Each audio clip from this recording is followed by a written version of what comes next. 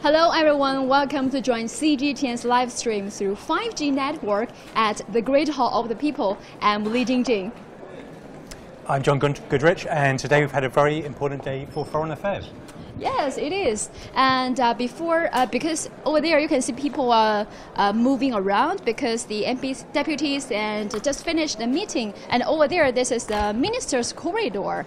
In about 10 minutes, I guess, the ministers of different departments of China's government will be here to meet journalists to answer questions. I think they're starting right now. But actually, before we switch our camera to the ministers' corridor, we like to share our takeaways from today's meeting. Because I think today is a day full of information that will have a great impact domestically and internationally. What do you think? Yeah, today is one of the days during the two sessions when particularly foreign affairs is in focus. We had the press briefing with the Foreign Minister Wang Yi, also the State Councillor, and he spoke for 2 hours laying out all sorts of things on China's diplomacy around the world and a very broad range of topics he covered. Yes, exactly. There were so many things going on today. Like, for example, in this meeting, Foreign Minister Wang Yi talked about the China's relationship with the U.S., with India, with Russia, with Africa, Europe, and there's so many things that are going on this morning, and we don't even know where to start. But where would you like to start?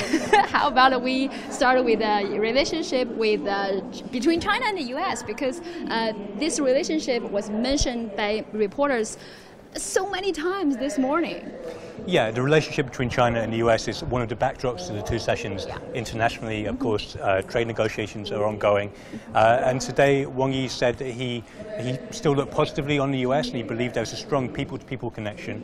And he also said there had been substantial progress in the trade talks. He also said something that was very interesting about the individual states of the US. And he was saying that China is still negotiating and working with all of those states, which is something that mirrors interviews that I've done recently with figures from the UN who've been speaking about the Paris climate deal. Of course, the US pulled out of the Paris climate deal, but the UN is still working with individual states and companies and politicians. And I thought what Wang Yi said today kind of mirrored that in a way. As you probably can see, some people keep passing us. They are the deputies. They just finished the meeting. They're going to join this corridor soon. So don't worry if you see people keep crossing this camera. I think that will happen in this next 1 or 2 hours. But yes, about the relationship between our two countries, I think Wang Yi specifically say, even of course there were ups and downs during this 40 years of our relationship, but he still have been very positive about these relations. Yeah. Yeah, he spoke very positively about the relationship. He said that, of course, there's going to be problems from time to time, especially with China and the US now being such big economies. He said that occasionally competition was natural, but that it should be taken in a broader perspective and it just can't be allowed to go out of hand. Yeah. And also, but he's also very positive about the relationship between China and Russia. Yeah. Actually, this year, 2019, is the 70th anniversary of this diplomatic relationship between China and Russia. Yeah, he had very warm words for Russia, and he also announced that President Xi Jinping will travel to Russia later this year. And also, Russian President Vladimir Putin will travel to China as well this year. Yeah, it's the second Belt and Road Forum for International Cooperation takes place in April, and Wang Yi announced that Vladimir Putin would be one of the many global leaders who comes to China for that. He said it will be a bigger event than last time, with more delegates and more global leaders, and really stressed that this would be the biggest diplomatic event in China's calendar in 2019. This year is the second Belt and Road Forums, and I think this year sees more people and international organization joining. I think there were 123 countries and 29 international organizations going to be here at this year's Belt and Road Forum. So this thing is being welcomed by many other countries. So cooperation. Being cooperative is welcome. I think most leaders from different countries support this globalization and what China trying to do. Yeah, I think generally there's a lot of positivity about it, and Wang Yi made the point that you just have to look at the differences that some of the schemes have made to countries around the world to show that the Belt and Road is really making a positive impression. He also countered some of the negativity towards it. Talks about debt trap is often something you read about. He said that it's just not true, and he used the words of some African leaders to refute that claim. He said, was it an economic pie he referred to? He said not a debt trap, but it's an economic pie. There's opportunities for everyone. Yes, exactly. So I'm wondering, as a foreign reporter, have been covering China's politics and also foreign affairs for so many years, what do you make of the day? Well, overall, it's one to watch, I think. We've had the briefing this morning, but also we've just heard about the foreign investment law, which for viewers around the world, that's a really important thing, a sign of China continuing its reform and opening up process, opening its markets to more foreign companies. And the reaction to that so far has been pretty positive. It's been in the works for many months, of course. We've seen some drafts. The European Chamber of Commerce said a couple of weeks ago that it was encouraged by it. It was a step in the right direction, for example. And now we're going to see deliberation take place over the next week, and then a vote on the law. And then we have to see how it's implemented, and the proof of that will be in the pudding. That's what people are really looking out for. Yes, the foreign investment law actually is one of the most crucial things of this year's session. I think that also shows China keeps saying promoting globalization, but this law actually proves it's not just a verbal promise. They are actually putting actions into it. Actually, the vice chairman of the standing committee of the NBC just delivered a remark about this foreign investment law probably 10 minutes ago, and this is the report I have in my hand. Actually, it says this foreign investment law will establish a basic framework for China's new foreign investment legal system and reaffirm China's fundamental national policy of opening up and a major policy of promoting foreign investment. Yeah, I think foreign companies and foreign investors are very interested in it, and they see it as a sign that China's more and more welcoming to foreign companies. And of course, China needs the foreign companies as well as the foreign companies want access to China's huge market. It should be something that works for both sides really well. And as I said, we'll see over the next week how deliberations go, and also we'll have to watch out for reaction from foreign companies to it, and also domestic reaction, because of course it makes a difference to domestic companies as well. Yes, speaking of this foreign investment law, I think I got some personal stories, not my story, but a personal story that of people that I interviewed, that I talked to. Last week I traveled to Qingdao. I talked to some business leaders, CEOs of tech companies. Actually, they are really welcome foreign investors, and this law means a lot to them, because this law, one of the businessmen told me, because he has been dealing with the foreign investors for so many years, the major concerns of foreign investors falls in three parts. First is the protection of the copyrights, and also the main thing is the China probably lacks of services. The service, I mean, for example, language services. When foreign investors come to this country with a different language, different rules, they don't know what to do and where to find people to solve those problems. And the third probably is the some local enterprises are trying to protect it. So this is not didn't form the fair playground. Yeah, I mean, a lot of the foreign investment law is trying to set an even playground. Playground. I think playground is the right word. Yeah. Playground for both Chinese and foreign companies, so they're treated equally. Okay. So I think today's events matters to all of us, to people both in China and to the world. So that also shows China's promoting globalization is just not a verbal promise. It's also they also put actions into it. So and we can see behind us, you can hear people talking. That's some ministers from different departments of our Chinese government. They answer key questions from the reporters. And so after we shared our takeaways from today, let's switch camera to this corridor, and let's see what those ministers gonna talk about and what kind of questions reporters gonna ask. So please do stay tuned. We have combined culture and tourism to offer more cultural and tourism goods and products of high quality. Now people have greater demand for the culture and tourism. They no longer focus on the quantity, but more to the quality. They want to have the high quality and classical cultural and tourism products. According to that changes, we are pursuing more the quality of the culture and tourism instead of the pure quantity. We always put people at first place and in the center. We want to have the people-based cultural and tourism products. We want to create more good products that can help to build people's spirit and nourish their soul, so that with these products we can respond to the ever-growing demands of the Chinese population.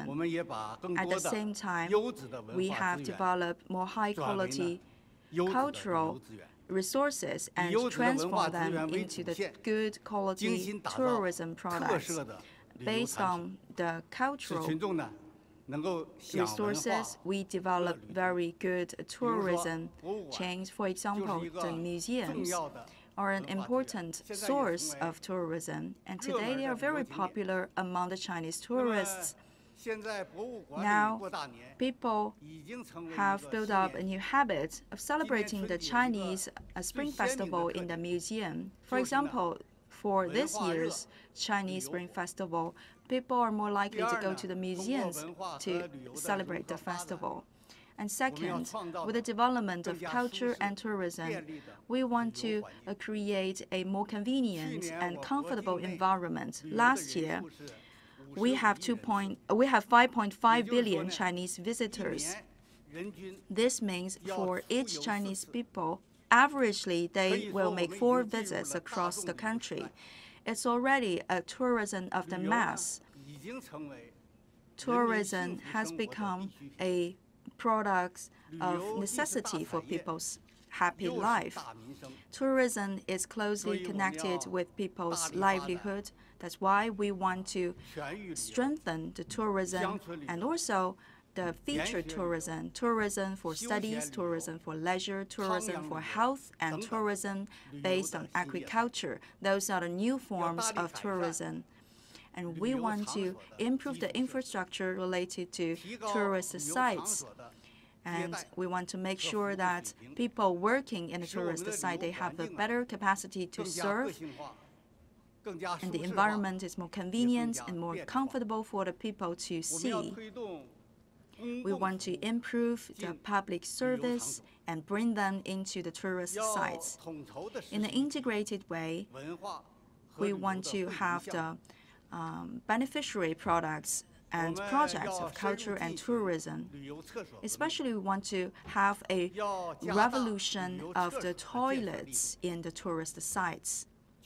Last year, in total, we have newly added and renovated 30,000 tourist site toilets.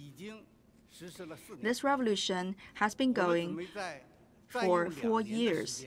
With another 2 years, we want to solve the problem related to the tourist site toilets, which in the past were very dirty and rare. And next, by the integrated development of culture and tourism, we want to have the civilized and secured tourism. Civility and security are the 2 baselines of tourism. In order to achieve that goal, we should improve the emergency treatment, the early warning, and supervision. We should prevent the serious disasters. At the same time, we should have the market to play its role of supervision. For the hotels, restoration, guide, and shopping, more market-based supervision should be in the place. And for the fraudulences and the cheats and also unreasonable low-cost tourism should be eliminated from the market. At the same time, for the A-level tourist sites and the star hotels should also be supervised in real time. For those unqualified ones, we should get them out of the list. At the same time, we encourage people to be polite and civilized during their tourist experience. This should be represented across all the links of their tourism. Fourth, through this integrated development, we would like to push forward the people-to-people exchange between China and overseas. Last year, the overseas departures reached 148 million, making China the largest tourist country around the world. So we will take more active roles and measures to protect the safety of our people, and we will also guide them to conduct a civilized way when tourists to other countries. They should represent the look of China, and also they can speak a better story of China. Thank you.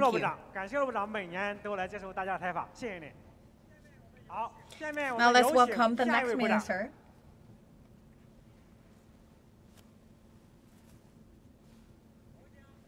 Mr. Ma Xiangwei from the National Health Commission of PRC, and this is his debut in our corridor.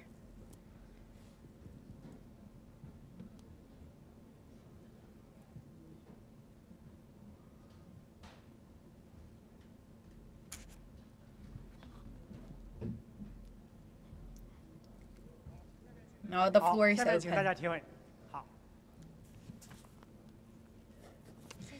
Thank you. From CMG CCTV. My question to Mr. Ma is really a question concerned by a lot of people regarding the health service assessment. So it facilitates further, but still people, if they have disease, they would like to pay a visit to the major hospitals. So it's so hard for them to access the occupation service. So talking about the difficulties in health treatment, what the further steps we will take? Talking about these difficulties to access the service in hospital, I believe this is a wide concern among the society, which is also our top priority along our list. Why this issue happened? That's because not balance the supply and demand side. We not have enough medical service, and that's also not evenly divided around the country. 70% the health institutions and healthcare not reach the higher standards. The realistic solution is the multi-layered system.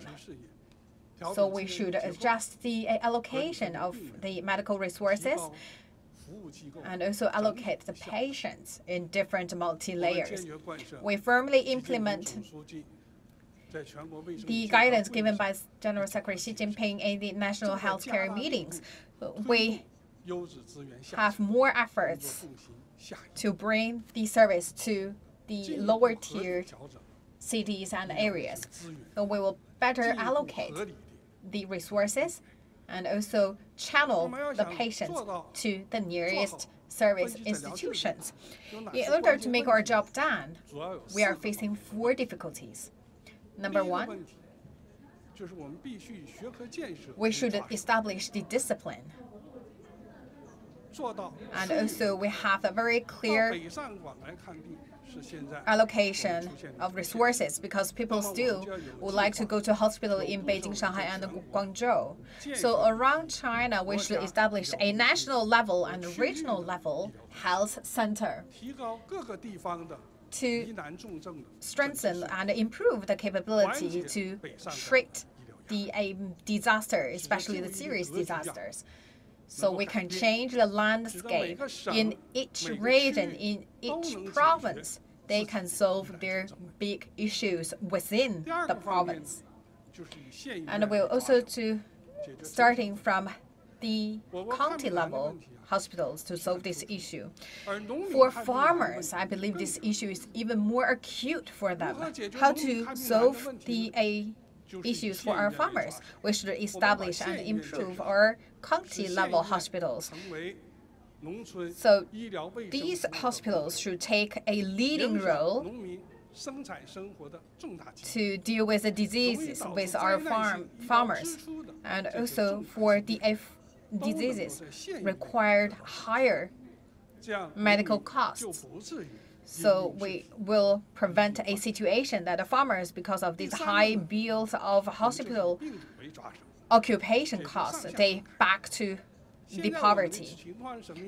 So we talk about disease, and no matter it's a major one or a smaller one, the patients always go to the hospital in a larger size. So you can see the larger capitals, there's always a full house. But you look at the smaller size, there's no patient, which means the allocation actually is not evenly distributed and also not fully utilized. They should have a better integrated cooperation system. We talk about the series or the major diseases, you can go to the larger hospital. But for the minor diseases, we will guide our patients to the community-level hospitals. So this is a more sound and reasonable way to allocate our medical resources. Another, actually, we will take the reform in dealing with the acute and the chronic diseases. Actually, you look at all our medical services as all based on the acute disease.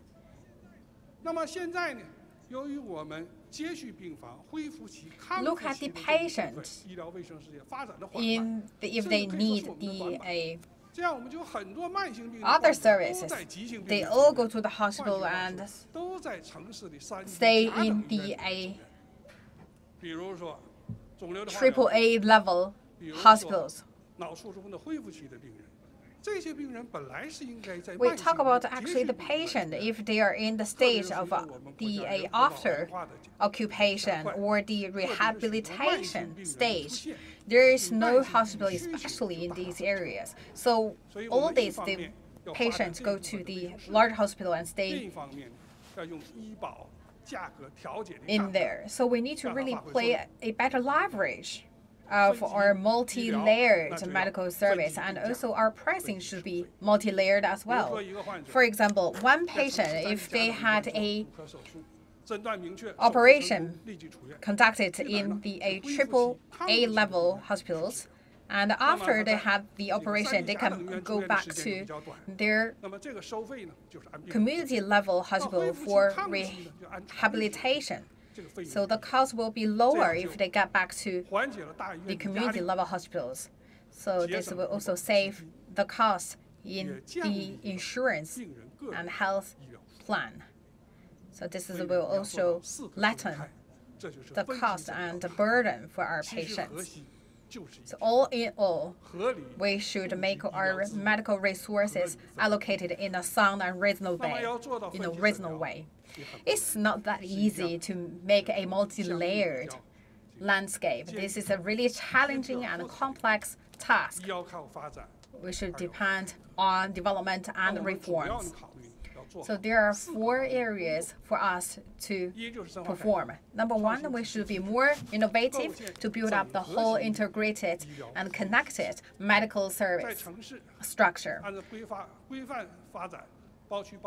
So for different areas, we will also let the industry to play the oversight roles, and also will conduct the medical consortium. And we will also not really let the larger hospitals to expand as it ways. And for the county level, we will also think about how we can create an integrated way. So for the general doctor, we should help them to increase their capability. And for the village level hospital, we should give a better pay to our village level doctors. We will establish a 100 county level consortium. And second, we should speed up our development to provide better service. So the county level, village level, city level hospitals, they should really strengthen their capabilities. So we should put the county level hospitals in our top priority. In key disciplines, they should reach an even higher level, like the tumor,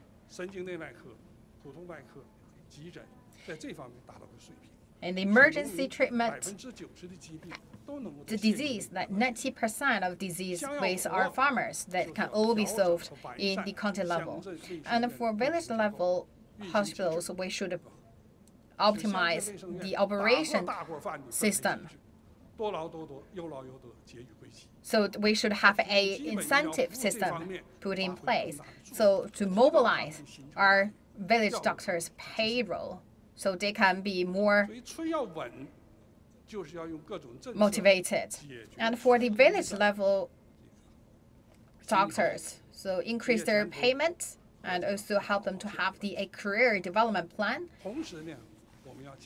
And for the city level hospitals, they should actually provide more help to the village level. So we would like to see a vertical flow of capitals, talent, so we can, as well as information. So we talk about the multi-layered medical treatment that we would like to achieve this vertical flow. And third, that's the Internet Plus model, especially the remote diagnosis, so which is actually facilitate our medical service.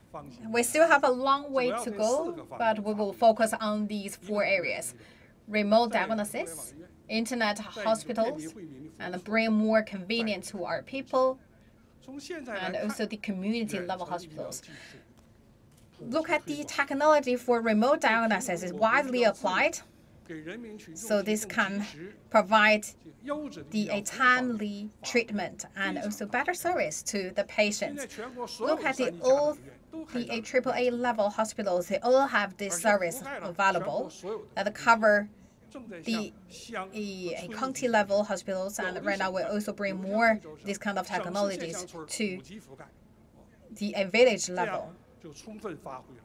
This actually gives a full play to our medical resources. This is something in the past on our working list but not been done. And what the things we need to deal with in the future: number one, we should establish the industrial standards and also should have a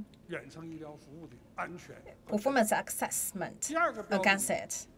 And second, we should have a standardization for cost. Right now, everything actually for the service-oriented and the charity-oriented. So next step, we should make it as a normal medical activities. So we should have a reasonable pricing. Our companies, hospitals, doctors, and the patients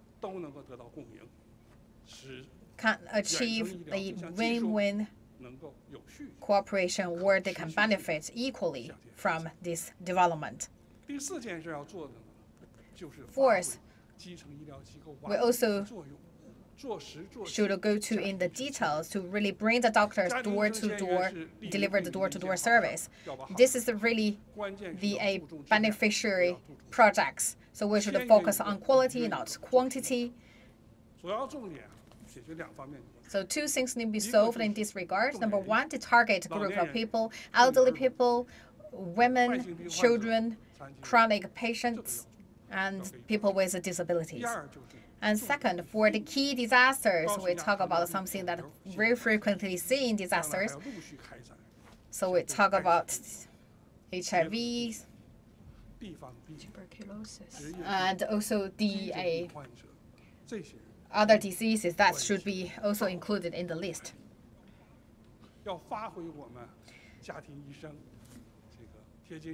So the family doctor, they should know from A to Z of each household and provide a corresponding service based on their needs. They should be doorkeeper for our families away from diseases. From certain significance, the multi-layered diagnosis, once it achieved, that represents the big success of our whole medical service system. Thank you. From Oriental TV. This year, Premier Li Keqiang mentioned in the work report, we will conduct the activities to prevent cancers. So that means we will actually take more actions in the prevention and the treatment. And what's our action plan towards this end?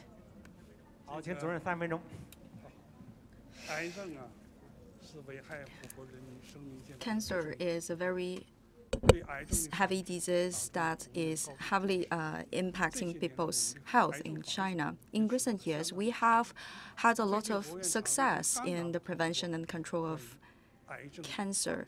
And we have just adopted a 3-year plan on the fight against the cancer. We have 3 things to do. First of all, for the level above the county, we should have the registration system of the cancer patients. Second, we should promote the early scrutiny, early treatment, and early care for the cancer so that people will not easily die from the cancer. And third, we should give more promotion of knowledge for the people. They are capable to prevent the cancer from themselves. And fourth, at the full administrative level, we should set up the prevention and control system of cancer at the national, provincial, municipal, and lower levels. And fifth, we should ensure the supply of medications. We know that we have lowered the cost of the anti-cancer drugs. We have covered it in our medical insurance. And last one is the scientific innovations and researches. We should use the science and technologies to overcome the bottlenecks in developing the anti-cancer drugs. And thank you for all the friends from the media. And thank you for your support and attention over the years to the health career in China. Thank you, Mr. Ma. The next minister.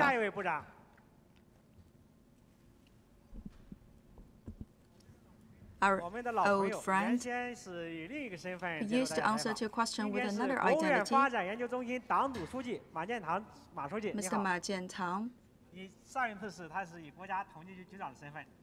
In the past, he is the leader of the Statistics Bureau, and today he is the Secretary General of the party group. Good to you, and especially for the ladies, a happy Women's Day. Thank you. I'm from China Media Group, China Radio International, Russian News Service. Mr. Ma, recently we've seen quite a few reports in foreign media being overly pessimistic on Chinese economic development. They've been saying that there's a growing downward pressure on Chinese economics. So do you agree with that point of view? And what's your overall assessment on the upcoming perspectives and development of Chinese economy? Thank you very much.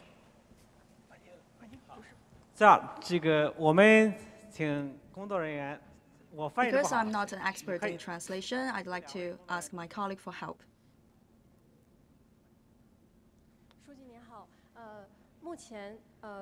Now is the translation for the question.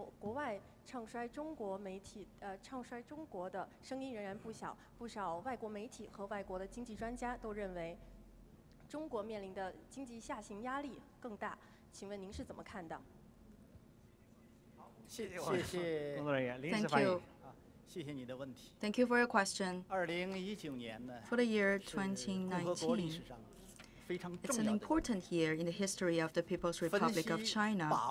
We should have a clear and correct diagnosis of the China's economic situation. We have to use 3 lines to describe it. First, indeed, China's economic development situation is changing. So what exactly is changing? The recovery of the world economy is slowing down. The 4th quarter of GDP growth in the U.S. is down by 0.8% compared to the previous quota, and that is too with Russia and other countries. For Japan, they have nearly zero increase for the GDP growth compared from one season to another. For the IMF, World Bank, and the other international organizations, they have lowered down the expectations for the world economic growth. The second thing that has changed, more protectionism in the trade. For 2018, the world trade increase is slower by 1.3% compared to the previous year, and we may sustain that momentum for this year too. And third, China's economy is still growing. However, we are under greater downward pressure. Our need for consumption and our need for investment are growing, but at a lower pace. As for the exports, in some months, it's even decreasing. In order to describe China's economy, we have to see that China's economic growth is stable, but it's also changing. The second line to describe the situation, there is something unchanged. So you have to see what is unchanged in China's economy. China still has a very huge potential. We are in the range of strategic opportunity for economic growth. And then, talking about Chinese economy, we have a huge market, and there's limitless market potential. We have hundreds of millions of market players and also a great many of the supply resources. For that basic situation, it is staying unchanged. Third, the new round of scientific revolution and the sector revolution are promoting the creation of new driving forces, and that is the unchanged momentum. And the fourth thing that is unchanged, China has deepened reform and opening up. We have the internal driving force, and we are strongly against that downward pressure. Our determination is unchanged. So with all those four elements unchanged, as is described by General Secretary Xi Jinping, despite all the ups and downs and bad weathers, the ocean is still there. China's economy is in front of huge challenges, however, we will remain untouched. The third line to describe the Chinese economy, amongst all the changes, we are still capable to seize the opportunity. The world economy and the world trade is slowing down. Against that background, we will be more proactive to develop the internal driving force.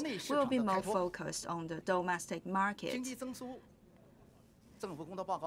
In the government's performance report, has told us that the GDP growth rate will be between 6 to 6.5%, which is lower, a little bit lower than last year's level. So the economic growth is slowing down. By the reform and opening up, in return, we can develop more market potential. The trade protectionism and other challenges are growing. However, that is a good news for China because this will motivate Chinese market players to develop the self-reliant technologies. In that case, we can strengthen our weakness, which is the lack of the self-developed technologies. We have to see what is changed and what is unchanged. And more importantly, we should be able to see where the opportunities lie amongst all the changes. We have to apply the decisions of the Central Committee of the CPC And we have to make sure a stable and relatively fast economic growth and always pursue the reform and opening up. By doing that, we can always seize the opportunities amongst the changes, and we can turn crisis into opportunities. Next year, when we meet again, we can feel more spirits of the spring and more activity. Next question, please.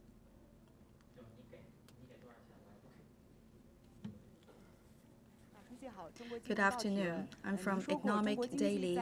You have said that in the challenging internal and external situation, we can still have a very sound economic growth. That is because we have the new driving force. So what is behind that driving force? In 2008, we have the international financial crisis, and ever since, the large ship of the Chinese economy could weather all the changes. That is because the Central Committee of the CPC with Comrade Xi Jinping at its core has made the correct decisions. We have promoted the development with innovation driving force. We have changed the ways of living, ways of production, so that into this big ship of economic development, we have injected new driving forces. For 2019 and even the years to come, how could we sustain the driving force for this big ship of economic development?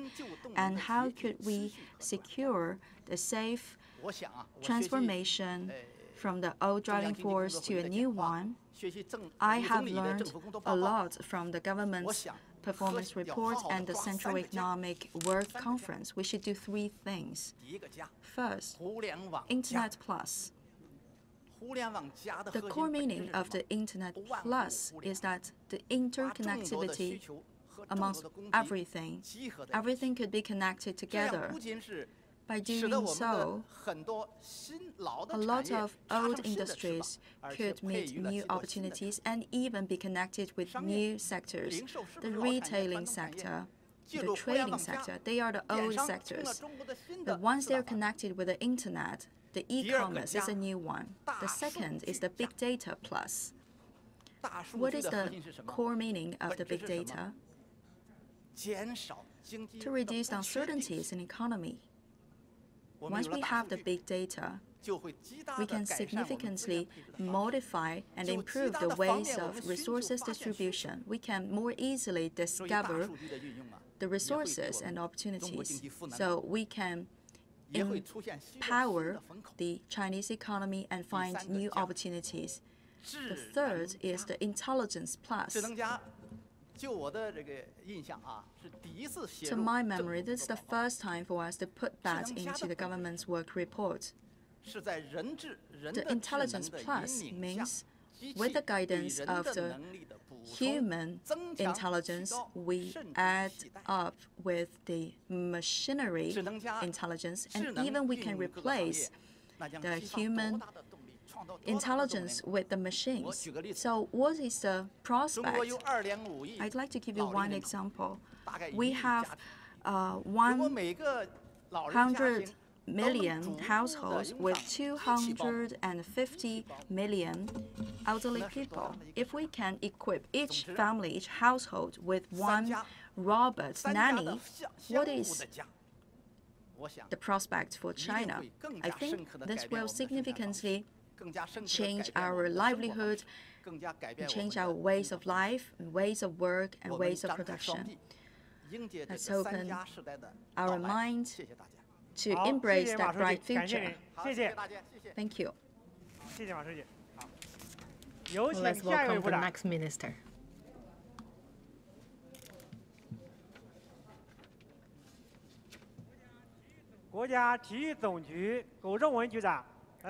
The Director General of General Administration of Sport.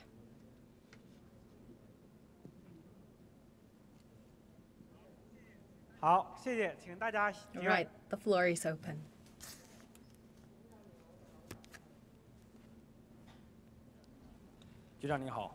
from Guangming News Agency. Last year's two sessions, you mentioned for Beijing Winter Olympics, will participate all categories, which means so our athletes will join all the categories. So some people saying that whether this is for DA just a good looking, because some sports categories we have a really weak foundation. What's your take on that? Would you please also introduce a little bit of our preparation? To held the 2020 Beijing Olympics Winter Games and also the Winter Paralympic Games. This is a major endeavor for our country, and I also feel a very heavy burden on our shoulders, because this is our whole country, our people's aspiration to have a good one. As General Secretary Xi Jinping saying that we should have a really amazing games. So that's part of the job is that we have our all players to join all the categories. And we have a sound foundation for us. So for United States, actually, they organized 2 times of the Winter Olympic Games, and as the host country, they joined all categories. For China, I believe we had a big foundation to support us. So I talk about, so what's the meaning behind? So it means, as a host country, Chinese athletes, with their hard work, they should obtain the qualification of all categories of Beijing 2020 Winter Olympic Games, and they will also pursue the best performance. This is not just for a good looking of a host country. This is actually should give the credit to our players for their hard work. We gave them the opportunity. They actually do their best to gain the access. So for 2020 Winter Olympics in Beijing, in the game courts, Chinese athletes will participate in all the competitions of all categories and also do their best for the best performance. And we will also do our best to gain the medals and to raise our national flag on the podium. And for our games with strong advantages, we should pursue the gold medals. The total number of gold medals, we would like to surpass our best record, and we will do all the efforts to make our national anthem played as many times as possible. This is what we mean for participating in all categories. In order to doing so, we had 4 stages of implementation. So we should first have the ice-breaking job, and second, we should cement our key advantages, and also to cultivate our players, and number 4, to make a sprint progress. So for first, during the period of Pyeongchang Winter Olympic Games, we had 70 games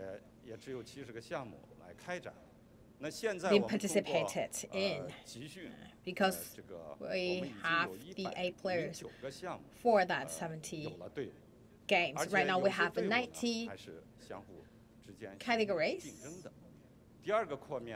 available, and we have the teams in that 90 games.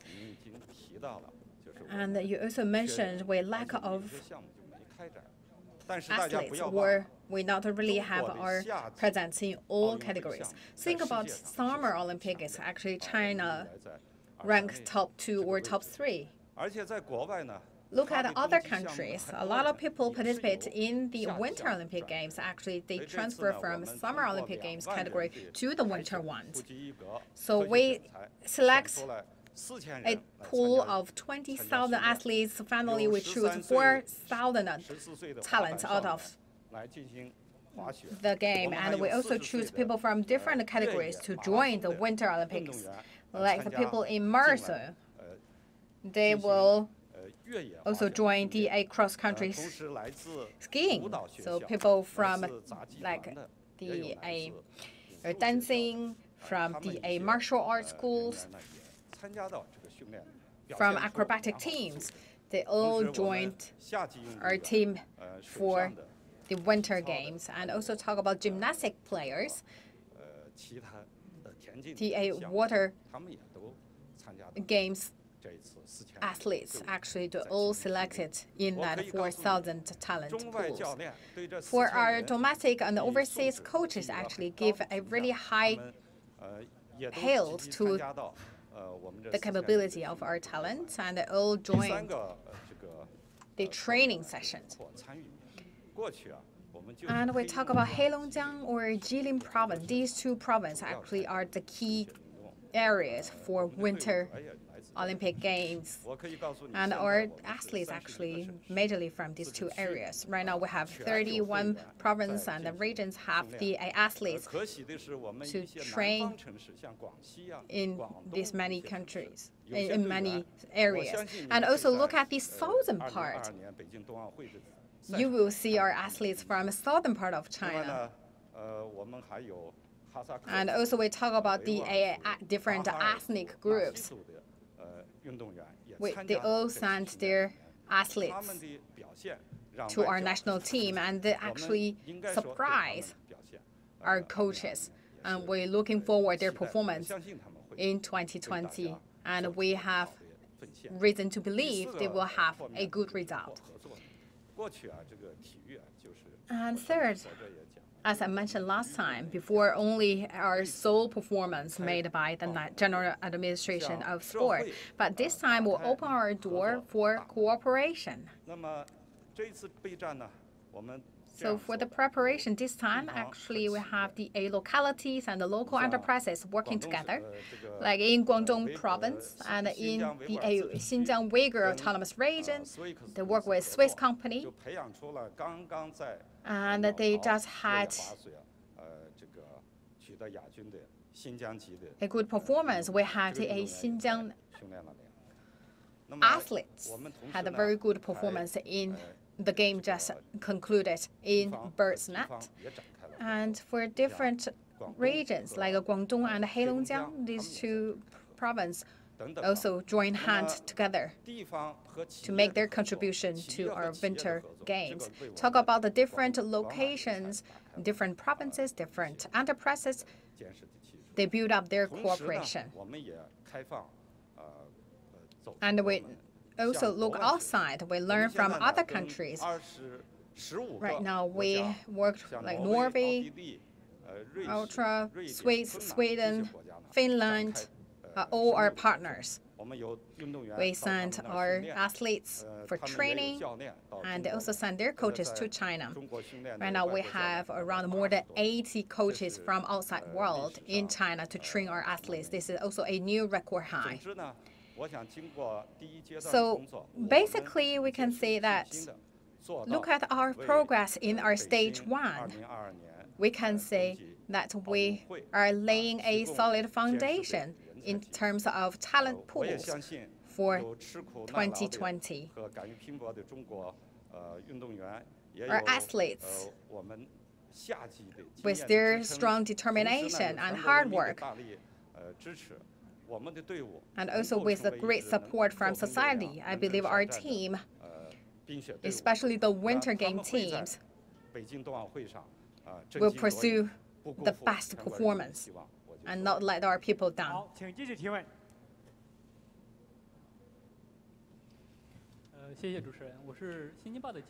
From Xinjiang, my question regarding the Chinese football.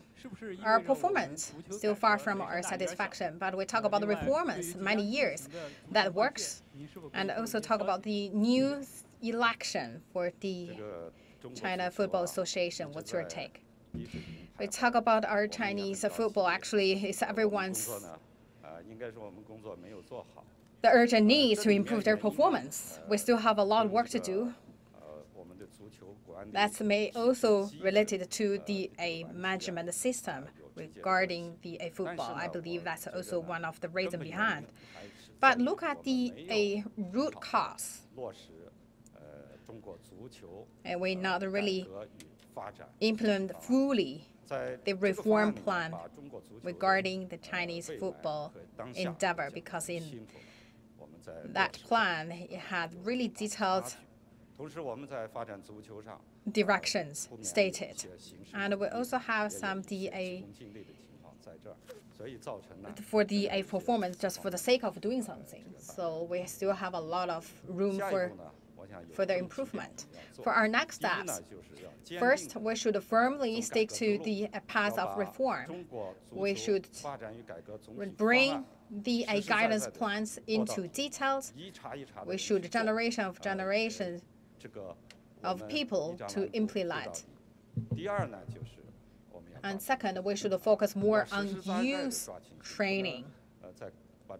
We should walk the talk, not just for the sake to talk a good thing. And we should also long-term oriented. We should not be short-sighted. So we should deal with the problem as long-sighted and institutional barriers. Talk about the whole new cadre selection for the association. So General Administration of Sport should take the responsibility to giving the guidance and also make a good performance in oversight. And we should also establish a professional and widely represented association with high authenticity and authority. So that should be really really professional and can represent the best of the best. So we should order to make the Association of Football take the driving seat. Thank you. Now let's welcome the next minister.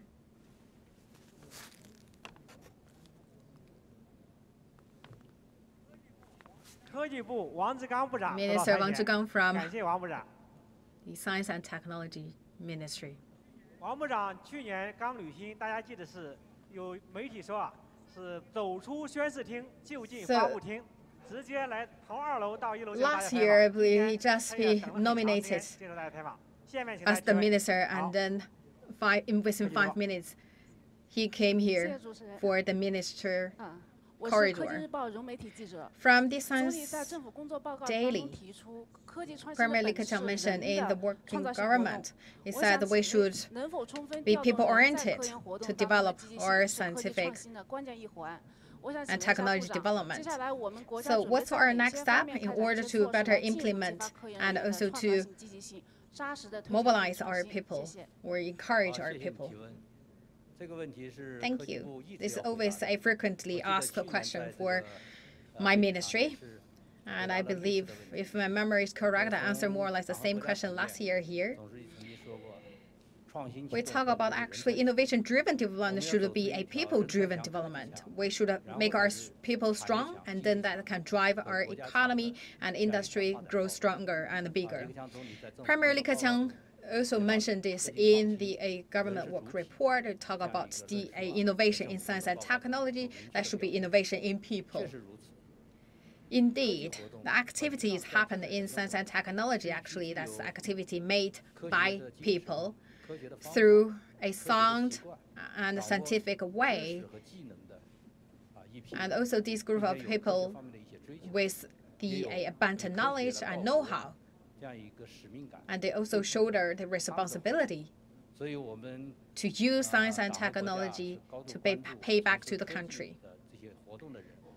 So we talk about the people in science and technology sector are these group of people. For my ministry, actually, we provide the service to the scientific and technology institutions, universities, and also build a sound, law-based, cultural, social environment in order to provide better service to this group of people. This is our philosophy to guide our work. In order to increase the sense of gain, and also to encourage our people to pay back to the country, we do the following works. Number one, we create a sound rule of law environment for this group of people. We had the regulations and laws published. We want to encourage those scientific personnel and also help them to translate their scientific research results into real products. And during that process, they could be rewarded. And then talking about the reduction of the burdens for the scientific personnel. In the society, there are a lot of discussions. For example, there are a lot of inspections and a lot of wars. Last year, we have carried out a series of actions so that in the area of legislation, in the administration, all those personnel will no longer worry about the so-called titles, and also they don't have to waste time in filling the tables. They have the full time and be fully devoted to the scientific researches. And how could we motivate those personnel? For the government, we should offer better service. We have investigated and talked with the scientists, engineers, mathematicians, and also the researchers to know their latest needs.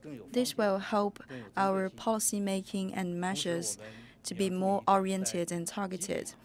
We have to incentivize the scientific personnel to make a greater contribution, to fulfill their own responsibility and make a contribution to the society.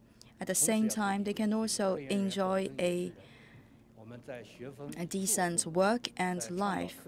At the same time, we have also taken measures to promote the scientific research spirit. Last year, we have seen the cases like the fraudulences in the thesis and also the babies with their genes modified and edited. And we have to be clear on the issues that we have to support or forbid. In our daily life, we have to apply the decisions of the CPC Central Committee and apply those central-level decisions into our daily work. And we should be clear whether we could use our research results to contribute to the prosperity of the country and also to incentivize those personnel and also give them a favorable environment so that they could be 100% devoted into their work. And then for the assessment and evaluation of their performance, we have to see whether they are mobilized, whether they are creative or not. And by a scientific spirit, and also by following the guidance of the CPC Central Committee, we could altogether contribute to the improvement of the overall national strength for the major actors, the players in the scientific sector, which includes the professors, researchers, and engineers in all institutions and universities. We have to mobilize them to work so that we can catch up with the latest development strength in the world scientific studies, and we have to rely more on the scientific researchers to solve our problems. At the same time, we should make sure that they can gain a sense of achievements and success. All in all, we can improve the overall national strength and the competitiveness, and finally we can achieve the goal of the 2nd century. Next question, please. Good afternoon, Mr. Wang.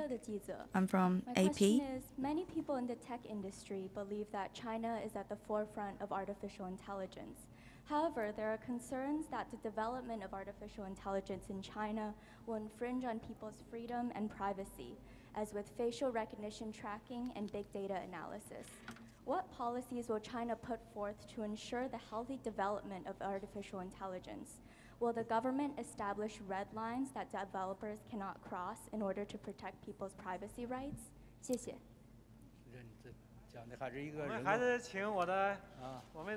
I may ask my translator to help once again. So you're talking about the AI. Okay, I'll give a minute to the translation. 问题是有很多人认为，中国的人工智能已经走在前列的了，但有很多人担心，人工智能技术会为一些违法行为提供便利，比如说像一些侵犯个人的自由和隐私的行为。请问中国是要怎么来促进这个人工智能技术的健康发展？同时是不是会为一些技术开发人员划定红线，来保障个人的隐私呢？谢谢。 请部长3分钟之内。 Minister, I'll give you 3 minutes. That is a hot topic, the AI development. AI development and the scientific development and interdisciplinary development, everything's connected. As you have mentioned, in China, the AI is developing as a key discipline. The Chinese government has published a national strategy on the AI development. Universities, enterprises, and institutes have put on top of their agenda this topic of AI. However, during this process of development, people have some worries. For the ethics, they are challenged to some extent by AI. And what are the special contributions by AI to other disciplines? During the process of studies and researches, people may not pay attention to that. It's been more than 6 decades that we have developed the AI. After rounds of studies, people have ignored that problem. Why we are paying so much attention to that now? We are asking what are the potential risks that AI may bring to us. Because today AI are no longer, this issue is no longer limited to symposiums and laboratories. Today, the facial recognition, biological recognition, and other technologies are developing to be connected to the civil society and the human ethics. But there's one similarity between the AI and other scientific researches. They will bring progress to the human society and also bring changes to the production and social life. In that regard, AI is similar to the other scientific researches. AI is with us, with our daily life and daily production. For example, you have mentioned the facial recognition and also the probes in the streets, and they are already developing at a faster pace than the relevant legislation and regulations. So our attitude is that China will continue to promote the development of AI. And AI is a discipline, is a technology, is a system, it's a project, and is closely connected to people's life and work. This is a new domain for us all. And to this topic, we will work with the other countries to profit from its advantages.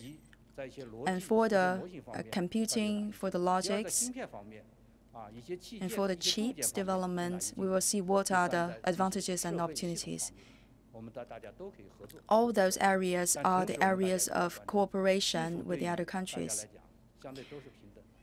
And for the privacy ethics legislation, especially the adaptation of AI to the current legislative system, those are the tasks in front of us, and we should make our own efforts to update our legal system and also make more education to the people.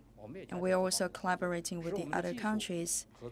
So at the same time, we can have the collaboration in the studies and also the collaboration for the application of the technologies. Thank you, Mr. Wang. Next minister, please.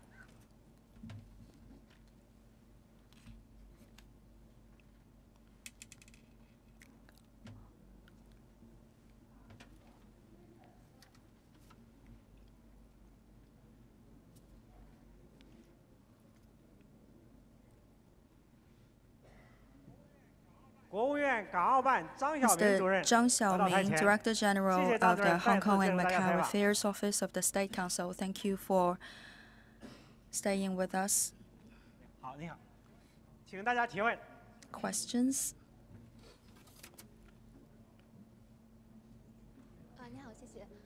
I'm from Shenzhen TV. I have a question for Mr. Zhang.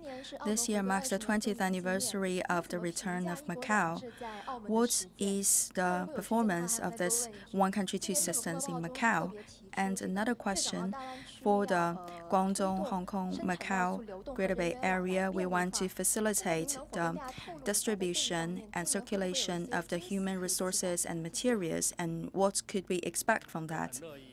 I'd like to answer to your question about Macau, because in the past, in this corridor, people may ask more questions about Hong Kong. So this time, finally, is the turn of Macau. This year, the 20th of December, we will celebrate the 20th anniversary of the return of Macau back to China, and also the 20th anniversary of the establishment of the zone of the special administration zone of Macau. This is a big news and a happy thing to celebrate for the country and for the people in Macau. Macau is a small place. However, for the practice of one country and two systems, it's an inseparable part, and it has its own highlights. For example, after the return to China, the GDP growth rate of Macau is one of the highest in the world, and the per capita of GDP in Macau is also among the highest in the world. The second year after the return, that's in 2000, the GDP in Macau is 53.9 billion Macau dollar, and the per capita of GDP is 16,000 local currency. Last year, the GDP is 440.3 billion local money, and per capita GDP is 83,000 US dollars. And what is that level? That is just behind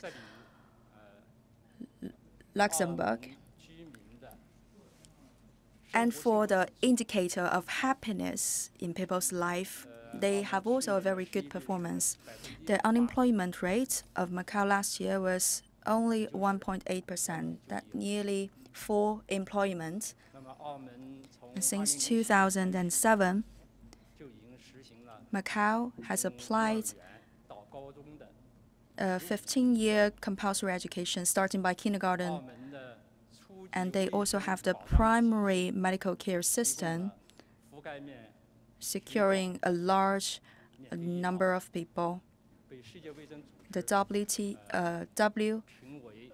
WHO has referred it to the example for the Pacific region. And the longevity of the people is also very high in Macau, expected to be 84 years old, just behind Hong Kong, which is 84.4 years. So at the second place, Macau is the same as Japan. Macau at the same time is also a very popular destination for tourism. Every year it will receive a lot of tourists. Last year, Macau has received 36 million outside visitors. For this small place, every day they will receive more than 100,000 visitors. So that is a really popular destination for tourism. There is also a place where the Eastern and Western cultures are combined. And it's also one of the world's cultural heritages. And 2 years ago, it also got the title of Innovative City in terms of food. So in Auckland, it's very easy to enjoy food around the world. So I believe Macau people really enjoy their life, and also that reflects in the number of the indicator of happiness life. We talk about actually before return, there are a lot of illegal crimes happened in Macau. But that situation changed a lot after he returned. And I should give the credit to the SAR government and also Macau people. They firmly safeguard their sovereignty and also the legitimate rights and interests. And in the basic law of Macau, that endangering national security behavior were included in the law. And Macau also established the security committee and also held the first overseas education exhibition. And they have the Chinese national flag raised, and also the national Chinese anthem is sung in each and every universities, middle school, high schools. So all these new changes and achievements compare to the situation in Macau before it returned, especially the high number of jobless rates, the downward ratio in their economic growth. Of course, they have their long-term seated issues in terms of economic structures. They highly depend on the gambling sectors.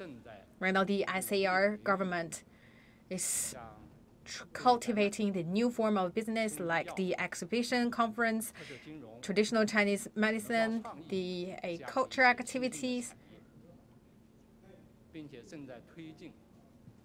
and activities in innovation. And I also would like to build Macau as a center of tourism and healthcare, and also to build up a platform to serve the people in China and also in Portuguese countries.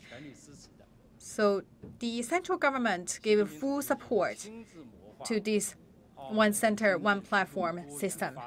General Secretary Xi Jinping gave the guidance regarding Macau development, and General Secretary Xi Jinping also paid a visit to the TCM Innovative Center.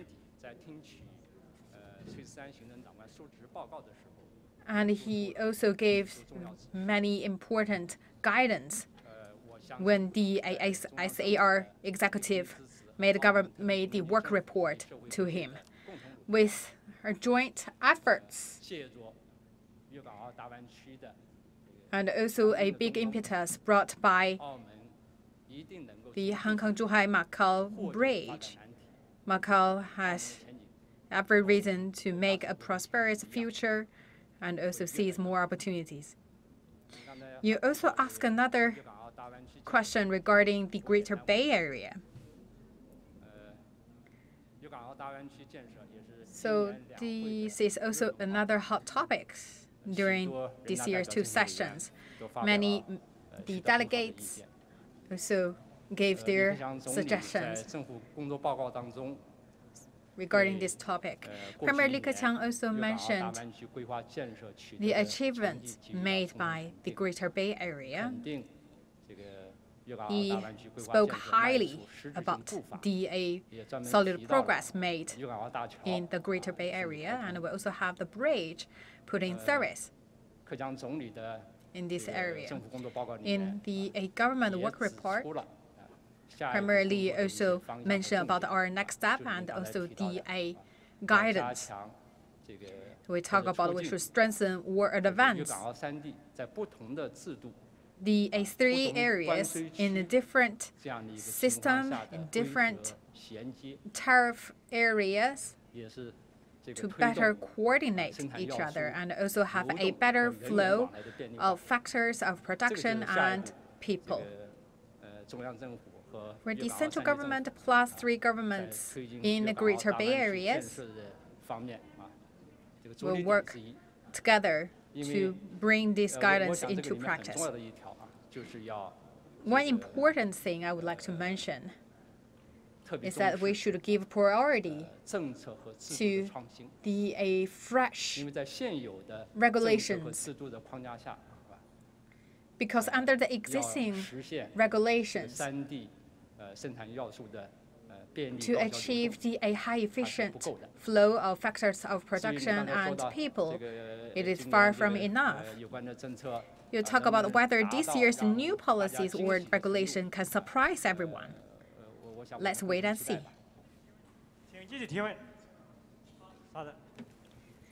Thank you. 谢谢主持人。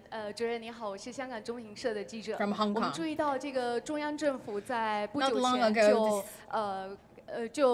在中央政府在不久前就这个取缔港独组 State 织 Council 这个香港民族党一事向行政长官发出了这个公函。那想请问一下主任，这是出于什么样的一个 send the 考 official 虑？另外 document 就是说，在香港有 for 人 the 认为这 separate 是 activities in 在 Hong 削弱 Kong. 特别 People 行 saying 政区 that 的这 this is 个高度自治。 weaken 那请问这个 the 主任您怎么看这个问题呢？谢谢。 authenticities of the ICR government. 香港民主党是公然宣扬港独。 We talk about the Hong Kong, the National Party publicly 挑战了一国两制的 strengthen and also challenge our 严重违反 tolerance. 和基本法。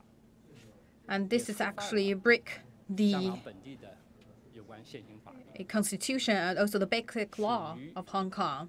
危害 This 国家安全。 behavior is actually 对于这样 bring 的 the 危害国家安全 challenge and the dangerous to our national 中 security. 央人民政府表示关注， State Council 采 and 取 central 零容忍 government 的态度 take zero tolerance 是必 on 然 their behavior.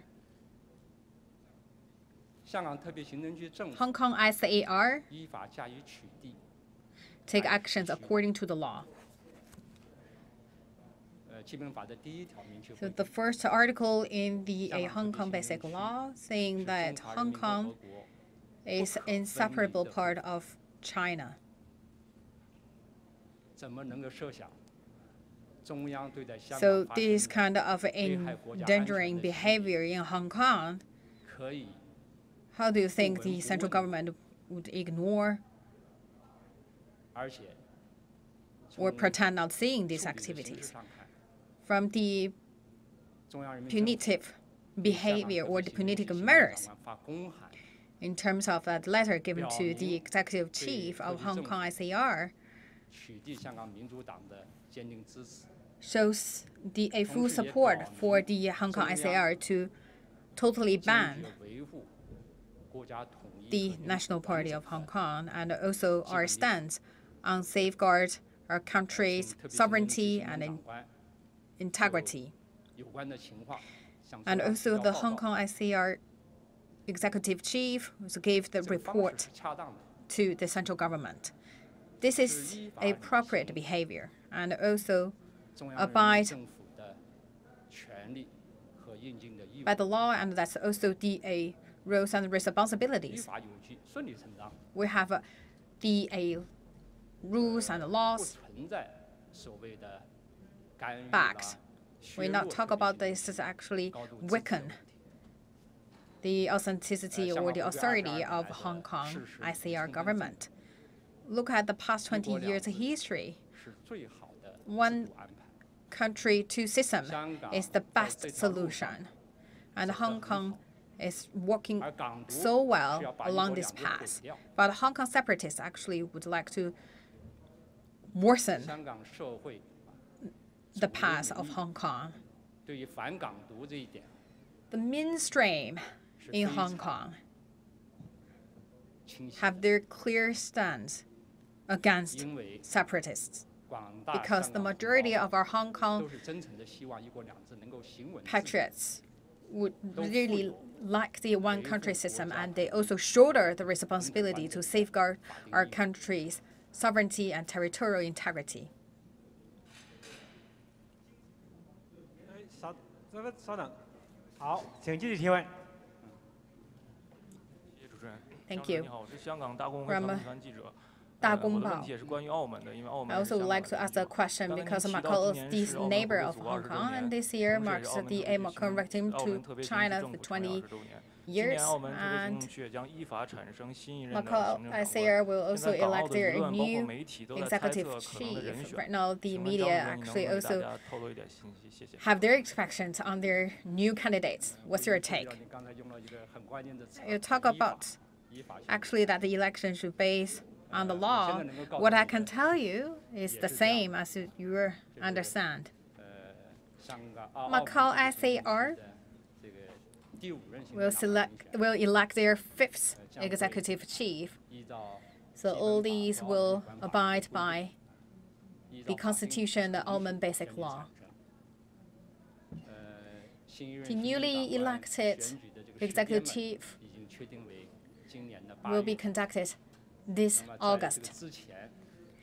Before that, we will elect 400 members for the election committee.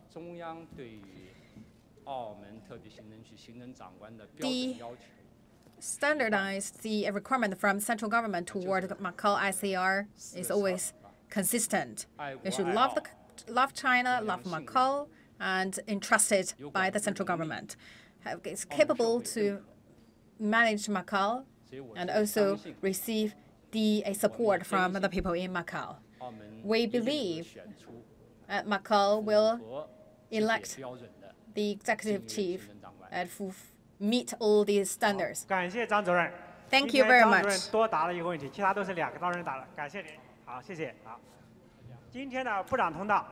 the end of the corridor,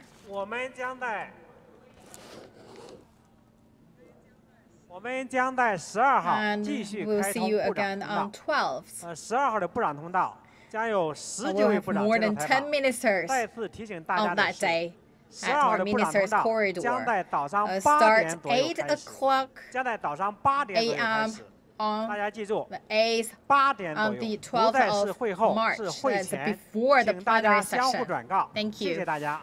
今天是3·8，很多女同志本来该休息的，但是依然奋战在采访一线。我们再次表示敬意，再次感谢大家。Female journalists. Thank you.